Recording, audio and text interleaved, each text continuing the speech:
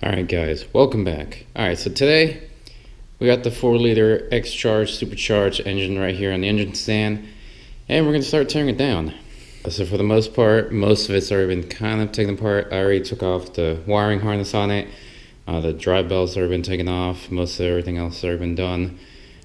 Big things are just going to be starting to remove all the other components on here, and then starting to take apart the kit so I can put it back together, and then finally either sell it, keep it, I don't know, once I have it apart and have everything from the kit off of this engine, and then I'll decide from there what the plan for it is, with what I'm going to do with supercharger, and if I decide to sell it or not.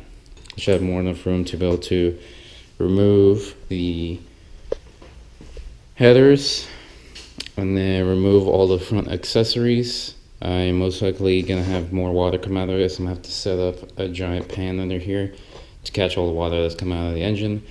I also still need to drain the oil, so I'll be doing that actually right here, right now. And then once I do that, I should be able to start taking apart everything else around this. So like I said, removing the accessories, and then up top, I'm going to start unbolting the supercharger off of it, and then taking off all the supplementary lines coming off of, like the breather tube, stuff like that, and then go from there. Whoa!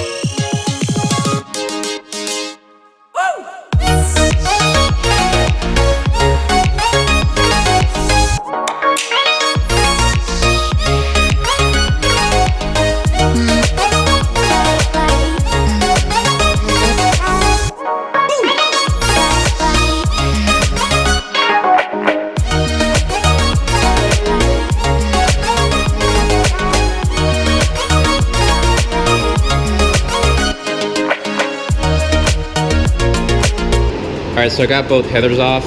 It's fairly easy, and then the studs and everything came off fairly well. Just make sure you're careful doing this, because I accidentally just cut my finger on the side of the block right where it mounts up. So I'm about to go patch this up and then come back out here and keep going.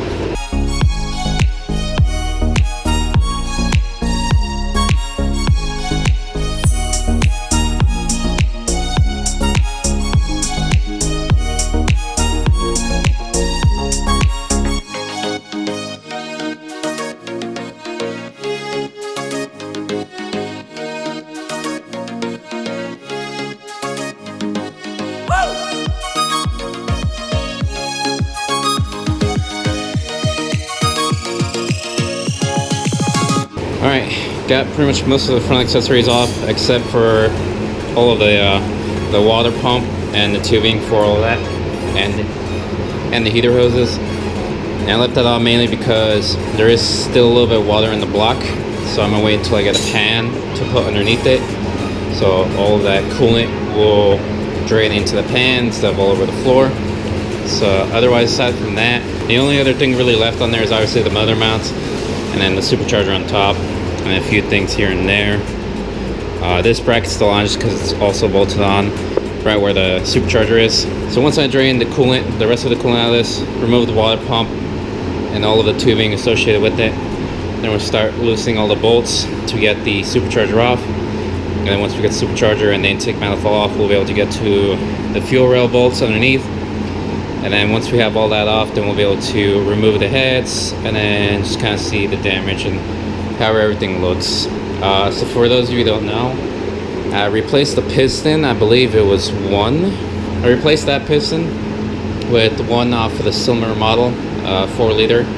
It went in perfectly fine. Everything bolted fine. Replaced the bearings and everything, and it ran. The only issue is I think when I was torquing the head down, I didn't clean the threads, so I didn't chase the threads in the block, so my torque specs were off, which would make sense too, because the one on this side snapped on me because the torque reading was being really wonky, and that's my fault from inexperience. I should have looked more into how to do it properly, and I screwed that up. So most likely the cylinder head wasn't torqued on properly, and that's why it was idling really rough. On top of that, this is the original cylinder head from the one that was damaged, which had all of that pinging marking on the bottom of the cylinder head. Realistically, I would have tried to find a new one to replace it if I had the time to do it, so that's why I just ended up throwing in the old one in there, or I guess the original one. And I mean, it just ran rough. So I know this engine would probably work if I swapped out the cylinder head. The only issue is a new cylinder head for this engine is very expensive, something like $400, $500, and then these engines used are about $1,000 anyways. And even then, you're gonna gamble buying a good one or one that's in pretty rough condition, which what I accidentally did. I bought one that was in pretty rough condition, and that one blew up on me. And I would have used the cylinder head off of that one, except where it blew up was that side bank. So I have 2 good left cylinder heads and 2 bad right cylinder heads, which really sucks, but it's fine. Wasn't worried about that. Alright, finished this project. Kylie swaps done, ready to go. The only thing really left is probably to build a transmission, but that's probably going to be here in the near future. Once I sell the supercharger kit, that money is going to be basically going into fund the Tremec transmission rebuild, which I'm mostly going to do myself, just to get the experience, you know. I'll try my best not to screw it up, so I'll make sure to do a lot of research and know what I'm doing before I go ahead and start doing it. So otherwise, aside from that, I'm going to go move this oil pan out from underneath and get a bigger pan to catch all the coolant from this block. Once I get all that off, we're going to go ahead and start taking that supercharger off. Alright, so I found this plastic little garbage can. I'm just going to use that to catch the coolant that's still in the block. Hopefully it's big enough to catch all of it. Otherwise I'm going to make a huge mess. But I'm just going to go for it and see how it goes.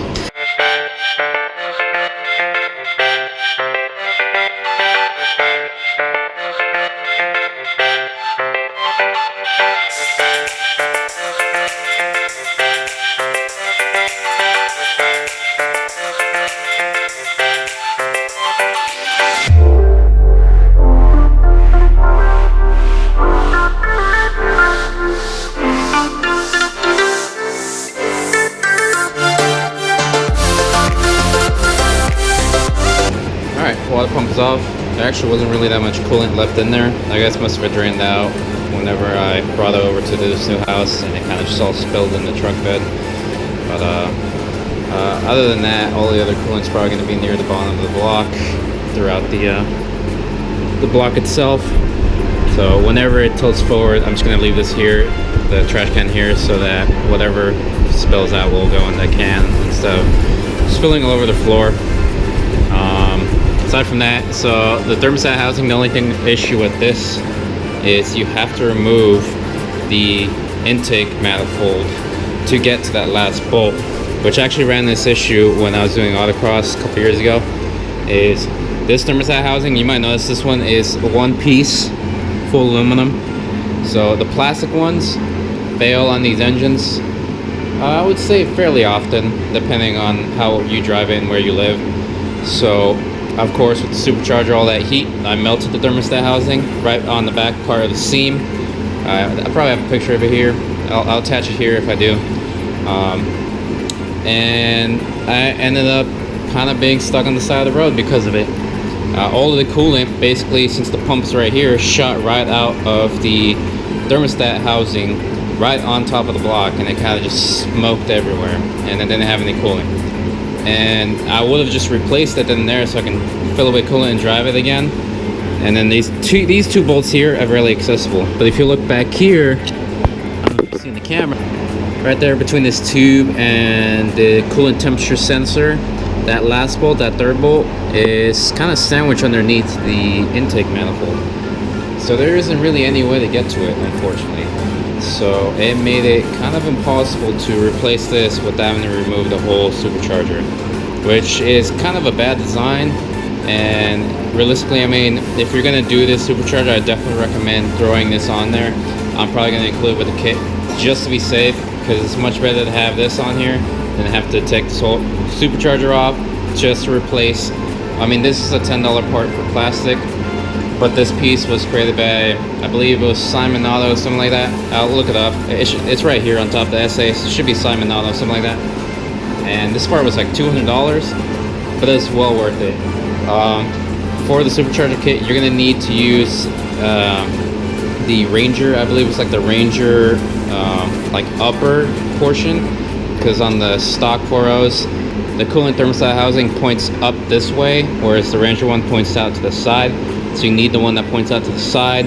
That way you can have that bend that goes to your reservoir. And this was something like an extra $15-20, something like that, so it wasn't too bad. But definitely recommend, if you're going to do the supercharger, especially like the XCharger kit, to get this with it, because you don't want to melt your thermostat housing and have to go through all that trouble to take this off just to replace a $10 part. Might as well invest $200 for a part you know is not going to fail, and you have that peace of mind there. So that's going to be on there for now until I get this off, and then we're going to go from there.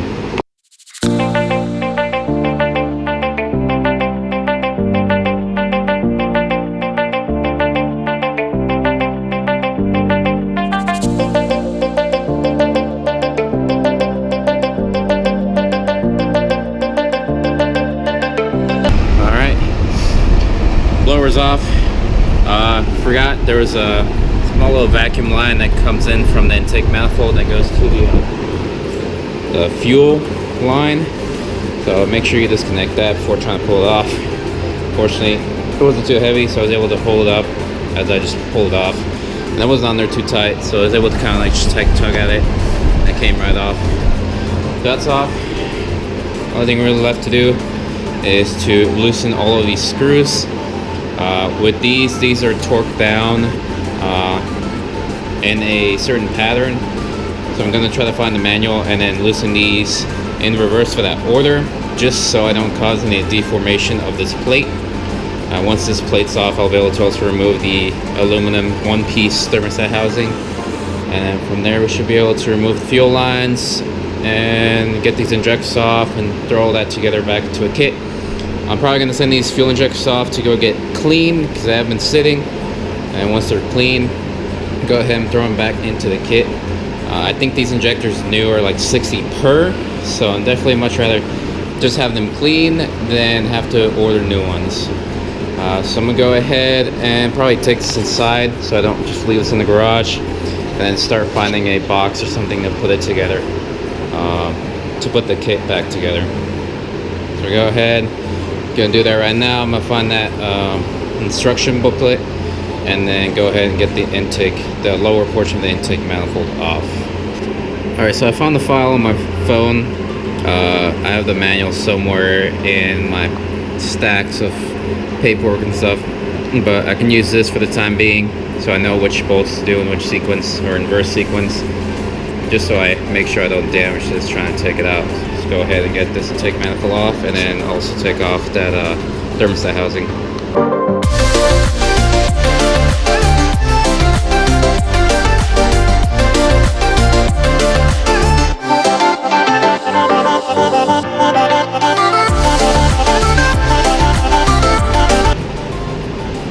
There you go, XCharger logo. Alright, lower portion intake manifold's off. Now I should be able to unbolt the fuel rails, get these injectors off. So this very last bolt right here on the thermostat housing, the reason why you can't just swap it out when you have the intake manifold on. For one bolt, turns what would be a 10-minute job into a 3-hour job. So if you're going to do any kind of boost or any kind of like supercharger on your 4-liter Mustang, definitely invest on having the one-piece aluminum thermostat housing. You will not regret it. Alright, thermostat housing's off. Now I'm going to go ahead and loosen these bolts for the fuel rails and get these injectors off. So I got the fuel line off. The injectors are still in there. Some of them popped off with it.